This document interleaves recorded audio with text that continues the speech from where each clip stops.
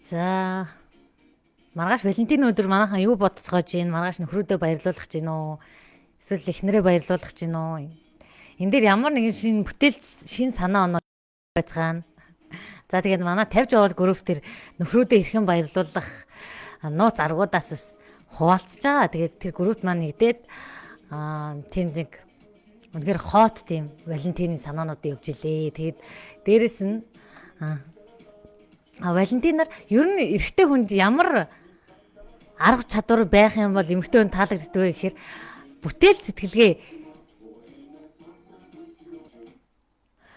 сэтгэлгээ илүү хөгцсөн хүнд хүн илүү татагддаг юм байна л да. Жишээ нь бид нар гэрлэх санал тавих нөгөө л нэг гоё цэцэг ингээл өгөх эсвэл ингээл лаа асаах гэх мэтлэнгээр болзоондоо хэр зэрэг бүтээлч сэтгэлгээгээр хандсан хүнд хүмүүс эмэгтэй хүн ялангуяа татагддаг юм байна л да. Тэгэхээр маргааш Валентин дээр энэ санаа хэрэгжүүлээсэй гэж бодож байна. Бас нөгөөтэйгөр эхнэрүүд маань нөхөртөө жоохон бүтээлчээр хандаад нэг өдрийг бас гайхалтайгаар өнгөрүүлэх сэдлийг бас энэ лайвнаас өгөхийг хүслээ. Тэгэхээр бүтээлч байдал гэдэг маань ерөөсө дан ганц мөнгөөр хэмжигддэг зүйл ерөөсө биш. Би нөгөө анх орлогогүй байхдаа гэртээ суудаг байхдаа одоо ч гэртээ сууж лээ л да. Тэгээ гэртээ суудаг байхдаа ингэдэг байсан. Тэр үед нөгөө мөнгөндөө тааруулаад ингээд YouTube-с бичлэг харж байгаад ингээд нэг зүрх хайчлаад тэгээ дотор нь ингээд картууд хийгээд ингээд сонголтуудтай зарим дээр ингээд нөгөө хөлийн байраа хийж өгөх, зарим дээр нэг массаж хийж өгөх гэх тийм аргуудаар суглаа хийгээ гадналын анх удаа вирус тийм хайрцаг марцаг хийж үзэж байгааг байхгүй. Тэгээ бэлгэний хайрцаг шиг сайн уу өдрийн мэнд бэлгэний хайрцаг шиг тийм хийгээд тэгээд дотроос нь нөхрөөр суглуулад тэгээд нэг өдрийг бүтэн яг тэр өдөр өөрийнхөө хүсснээрээ байх тийм өдөрт зарлаж байсан байхгүй. Тэгэхээр энэ их зүгээр юм лээ. Яг тэгвэл нөгөө бид нар нөхрөө яг өөрийнхөө байлгах гэж их хүсээд идэг. Тэгээ нөгөө тэр эхнэрээ бас өөрийнхөө байлгах гэж хүсээд идэг. Тэгэхээр хосууд маань нэг өдөр яг ямар ч нөгөө нөхрийн шаардлага тавьсан яг тэрийг гүйцэлдүүлдэг нэг өдөр гаргавал Валентины өдөр байвал ямар байна? Эсвэл ингээд эхнэртээ бас баярлуулах гад бас Мартин 8-наар ч юм уу тийм өдрийг гаргавал ямар санагдаж байна гэж бодож байна. Тэгэхээр энэ дээр их гоё санагдсан. Тэгээд яг нэг өдөр ингээд манай хүний дуртай тоглоомын тоглуулад өдөржингөө ингээд хаан шиг хүндэлсэн. Хоол ингэж барьж гүгэлгээл нөө хөлийн халуун давстаа усны байнд байлгаал энэ мэтчлэнгээр заавал ингээд мөнгөд баярлаа. Мөнгө төгрөгөөр хэмжих биш яг байгаа боломж бололцоогоор бас нөхрүүдээ, эхнэрүүдээ баярлуулж болно. Тэгэхээр өнөөдрийн ярих сэдв маань бүтээл сэтгэлгээ. Тэгэхээр бүтээл сэтгэлгээ гэдэг зүйл бидний амьдралд ямар үед хэрэгтэй болдог вэ гэвэл бүх зүйлд хэрэг болдог. Бид хос Валентинаар ч юм уу гэрлэх санал тавих, Францд очих байна уу? Энэ бүхэнд бүтээл сэтгэлгээ хэрэг болдог. Тэгвэл танаа байна юм уу? Ямар нэгэн зүйл эвдэрсэн тохиолдолд засаж байгаа бол таны бүтээл сэтгэлгээ ажиллаж байна гэсэн үг. Нөгөөтэйгөр аливаа зүйлийг нэг ном уншихтаа хүртэл бид бүхэн бүтээл сэтгэлгээр ханддаг. Тэгэхээр ном уншихаар ингээд ямар үед залхуу хүрээд идэг вэ гэхээр бүтээл сэтгэлгээ минь ажиллааг бид бүхэн залхуу хүрдэг.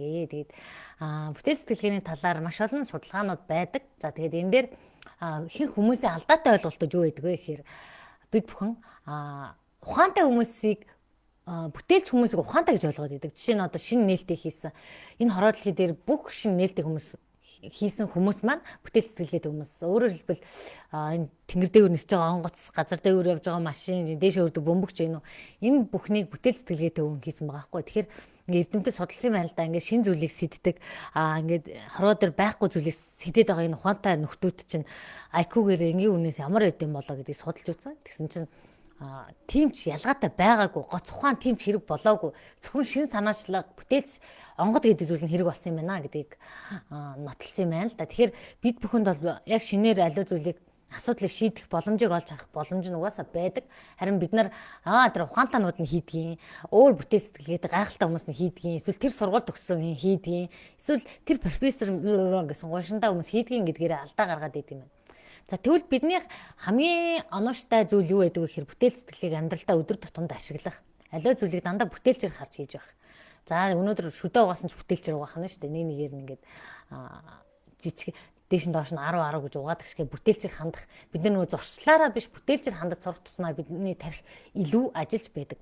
За тэгвэл бүтээл сэтгэлгээ ашиглаад бид бүхэн амьдралдаа ямар өөрчлөлт гаргах тал дээр болон ажил амьдралдаа энэ талаар зэгцэлж ярихыг хичээлээ. Тэгээд хэрвээ Төрөний ухаантай гэж бодоод байгаа хүмүүс бид нар хинхтэй логик сэтгэлгээ буюу ухаан гэж үзээд байдаг зүйл нь IQ өндөр оноотой хүмүүс, логик сэтгэлгээ өндөр оноотой хүмүүс л энэ дэлхий дээрх нээлттэй хийдэг гэж бодоод байдаг авч яг ингээд нээлттэй хийсэн хүмүүс маань зүгээр л яг энгийн амьдралтай бидэн шиг амьдралтай хүмүүс байдаг бахан л тээ. Тэгэхээр та зүгээр л нэг ингээд эргэн тойрон байгаа зүйлүүдийг бүтээлчээр хараад үзээрэй. Жишээ нь одоо тэр хөшиг байлаа гэж бодъё. Тэр хөшгийг одоо тогтоогч нь яаж өөрөөр шийдэж болох вэ гэж бүтээлчээр харж эхлэхээс. Эсвэл энэ зурагт эсвэл энэ хөгжимч юм уу гэх мэтлэнгээр яаж шин санаа өгвөл амьдралд хялбар болж болох вэ гэдэг дээр дүгнэлт хийх юм бол бид бүхэн илүү амар байх нэ. Миний хүү гэрэл бүтэн унтраалтай ээж их үү? Хөөе. За тэгэхээр энэ зүйлүүд дээр тэгэхээр бүтээл сэтгэлгээ ямар үед хэрэг болдог вэ гэхээр бид бүхэн хамгийн хэцүү үе тохиолдохоор одоо ингээд жишээ нь одоо нэг гоё ингээд бизнес санаа олоод нэг лангу мангуутай болцсон байлаа гэж бодъё л да. Тэгсэн чинь тэр маань бүтлгүүцсэн үед бүтээл сэтгэлгээ хамгийн хэрэг болно. Яаж буцаж энийг борлуулах вэ гэдэг дээр яаж энэ мөнгө алдахгүй байх вэ гэдэг дээр хэрэг болно. За нөгөөдгөр бүр ингээд гарцаагүй байдалд орсон.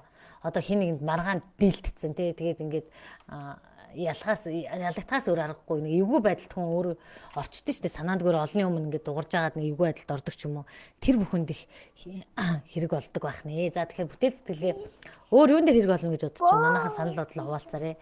Манайхны бүтээл сэтгэлгээ хэр байдаг гэж бодож чинь тусгай тестээр өгч бүтээл сэтгэлгээгээ ажиллуулж олно миний хүү тийм. За бэжа миний хүү ээж гээс лайв ээж за. За дээрэс нь бүтээл сэтгэлгээ бид бүхэн ингээд шин санаачлаг гаргаад тэгээд тэрийг ингээд амжилттай болох уу эсвэл дутуу байна уу гэдгийг магадлахад ихэвчлэн бид нар ингээд төгс санаа гэж бодоод байт юм байл да. Өөрийнхөө санааг ингээд би төгс санаатай ээж хүү гуйж штэ. Дээшээ тавьж болохгүй энд бүгдийг нь угсарсан байна. Дээшээ тавих юм уу? Дараа нь тавьчих 5 минут. За тэгэхээр ямар нэг санаа буруудах санаа байд юм байл да. Зарим нөгөө бизнес дээр зөвхөн өөртөө таалагдах зүйлийг хийх нь бусдад таалагдахгүй байх. Эсвэл ингээд шин санааны мухардалд орчт юм байл да. Одоо жишээ нь бид хүн маркетинг, рекламны шин санаа гаргах эсвэл ингээд ажил дээр санаачлаг гаргах төсөл бичих болохоор шин санааны дутагдалд орсон байдаг. Тэгэхээр энэ дээр бүтээл сэтгэлгээнд дээр нэг гайхалтай зүйл нь хүссэн үедээ урам зориг бүтээл сэтгэлгээ ирч хүч гэдэг зүйлээ оруулж болдог байх нэ. Тэгэхээр энэ болохоор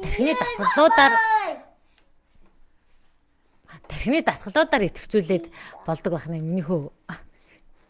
За тэгэхээр энэ бидний тархины онцлог нь байнга тийм ирч хүчтэй байж чаддаггүй.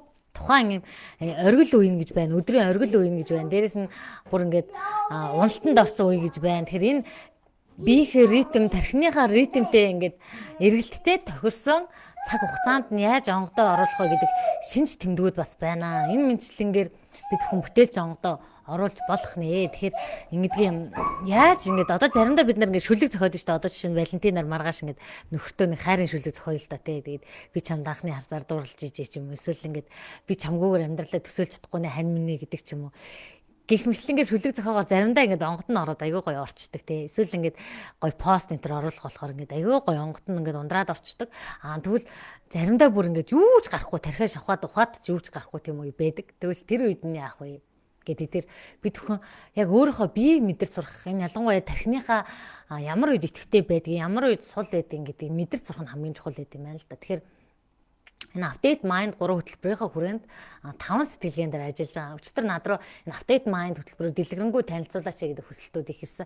Яг юу заах вэ гэдэг. Энэ нь болохоор бидний тархинд байдаг 5 сэтгэлгээ байна. За хамгийн түрүүнд бидний энгийнээр ойлгодог зүйл бол бид нар 10 жилдээ онц сурдаг хүний мэднэ те 10 жилдээ онц сурж исэн.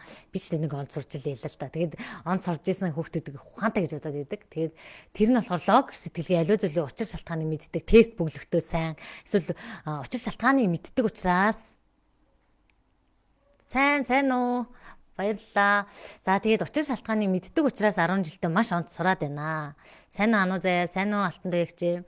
За тэгэхээр нөгөө тээгүр тэр хүмүүс амьдрал дээр гараад та нарыг сонсч ирсэн үү? Нөгөө 10 жилдээ онц сурдаг байсан сте.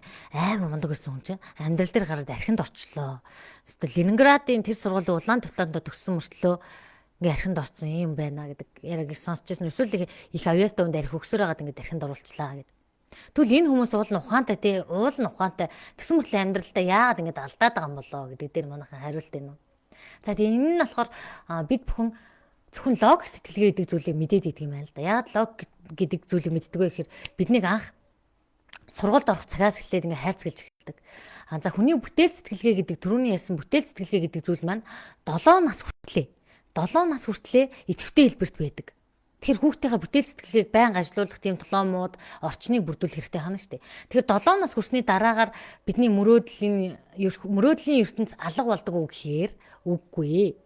Хамт бүтээл сэтгэлгээтэй хамт алга болчдөг. Нөө сүүн шүттэй минь хамт алга болдог шиг тийм зүйл болдог. Тэгэхээр бид хүн бүтээл сэтгэлгээгээ буцаас сэрэх хэрэгтэй байх нь.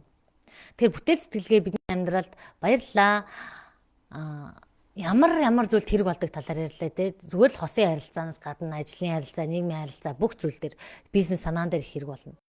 За тэгвэл бүтээл сэтгэлгээ, логик сэтгэлгээ гэдэг зүйлийг уялдаа авцалдааг нэлхийн тулд бид нар бүтээл сэтгэлгээтэй хүний гарын уртаа хүн одоо жишээ нь ингээд дайлан ойдог ч юм уу ингээд дархан хүн байдаг те, дархан хүн гээл гарын уртаа бурхан ухаантай гээл байдаг. Тэгвэл эн чинь бүтээл сэтгэлгээний хөгжсөн байдаг. Тэгвэл түрүүний логик сэтгэлгээ өндөр хөгжсөн ч гэсэн сэтгэл хөдлөлийн ухаан, бүтээл сэтгэлгээ дутуу хөгжсөн хүний хувьд амьдралдаа дан ганц логик ухаанаар өвгөн сэтгэлгээр амжилттай явах боломж байдаггүй. Тэр энэ дэлхий дээр явж байгаа хамгийн амжилттай хүмүүс энэ сэтгэлгээний 2-3 сэтгэлгээг сайн хөгжүүлсэн хүмүүс байдаг. За тэгэхээр бүр цаашлбал 5 сэтгэлгээг сайн хөгжүүлчихвэл бид нар супер оюун ухаанд хамгийн их ойртдог. Тэгэхээр энэ хорвоо дэлхий дээр чавхагдшгүй зүйл бол газар дэлхийгээ ухах биш, харин тархиа ухах гэж бид нар залхатлаа сонсон тий. Тэгвэл энэ тархи гэдэг зүйлийг одоо нэг фитнест явж байгаа юм шиг ингээд дасгалжуулах боломжтой. Тийм дасгалууд нь байна. Өдрийн мэндийгээ.